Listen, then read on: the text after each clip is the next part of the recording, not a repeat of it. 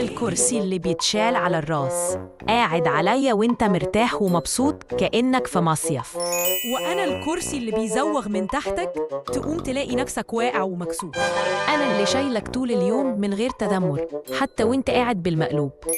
وأنا اللي كل شوية أعمل صوت زي كأن في تعبان جوه وكل اللي حواليك يبصوا عليك.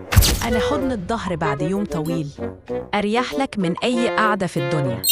وأنا اللي بلف لوحدي من غير إذن تقوم تلاقي نفسك بتدوخ زي الغسالة. أنا اللي المفصل بتاعي متين، تتك عليا وانت مطمن. وأنا الكرسي اللي كل يوم يطلع لك صرصار من تحتي معاك في الشغل وضدك في الحياة. أنا اللي بيراعي قعدتك حتى لو انت قاعد غلط، مش بحاسبك على الوضعية. وأنا اللي لما تقعد عليا ظهرك يستهيف وتقوم تقول كان يوم اسود. أنا اللي بحب الناس التقيلة، مش بشتكي ولا بتهز. وأنا اللي في كل اجتماع لازم أحرجك، يا طوق يا فرقع يا فك رجلك.